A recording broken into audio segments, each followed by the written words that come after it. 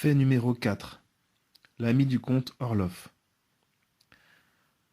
C'était en Russie, à Moscou, peu de temps avant l'horrible campagne de 1812.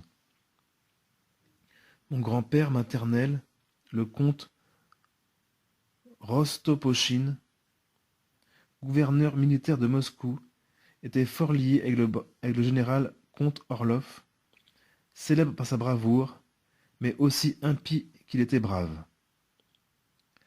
Un jour, à la suite d'un souper fin, arrosé de copieuses libations, le comte Orlov et un de ses amis, le général V, voltairien comme lui, s'étaient mis à se moquer affreusement de la religion et surtout de l'enfer. Et si, par hasard, il y avait quelque chose de l'autre côté du rideau? Eh bien, répartit le général V, celui de nous deux qui s'en ira le premier reviendra en avertissement l'autre. Est-ce convenu? Excellente idée, répondit le comte Orlov, et tous deux, bien qu'à moitié gris, ils se donnèrent très sérieusement parole d'honneur de ne pas manquer à leur engagement. Quelques semaines plus tard, éclata une de ces grandes guerres comme Napoléon avait le don d'en susciter alors. L'armée russe entra en campagne, et le général V reçut l'ordre de partir immédiatement pour prendre un commandement important. Il avait quitté Moscou depuis 2 ou 3 semaines, lorsqu'un matin, de très bonne heure, pendant que mon grand-père faisait sa toilette, la porte de la chambre s'ouvrit brusquement. C'était le comte Orlov, en robe de chambre, en pantoufles, les cheveux hérissés, l'œil hagard, pâle comme un mort.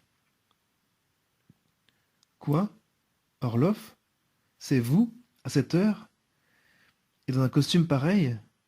Qu'avez-vous donc? Qu'est-il arrivé? Mon cher, répond le comte Orlov, je crois que je deviens fou. Je viens de voir le général V. Le général V, est-il donc revenu? Eh non, répond Orlov, en se jetant sur un canapé et en se prenant la tête à deux mains. Non, il n'est pas revenu. Et c'est là ce qui m'épouvante. Mon grand-père n'y comprenait rien. Il cherchait à le calmer. Racontez-moi donc, lui dit-il, ce que vous est arrivé et ce que tout cela veut dire. Alors, s'efforçant de dominer son émotion, le comte Orlov raconta ce qui suit.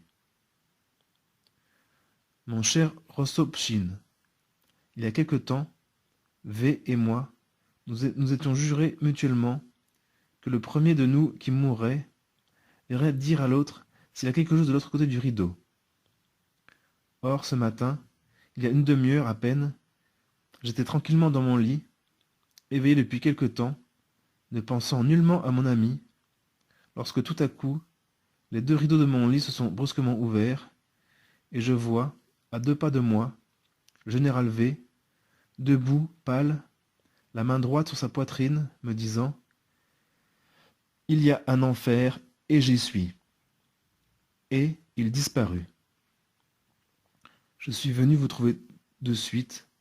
Ma tête part. Quelque chose étrange. Je ne sais qu'en penser.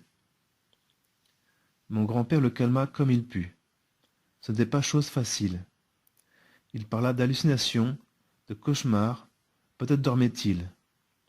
Il y a bien des choses extraordinaires, inexplicables et autres banalités de ce genre qui font la consolation des esprits forts. Puis, il fit atteler ses chevaux et reconduire le comte Orlov à son hôtel. Or, 10 ou 12 jours après cet étrange incident, un courrier de l'armée apportait à mon grand-père, entre autres nouvelles, celle de la mort du général V. Le matin même du jour où le comte Orlov l'avait vu et entendu, à la même heure où il était apparu à Moscou, l'infortuné général, sorti pour connaître la position de l'ennemi, avait eu la poitrine traversée par un boulet et était tombé raide mort. Il y a un enfer et j'y suis. Voilà les paroles de quelqu'un qui en est revenu.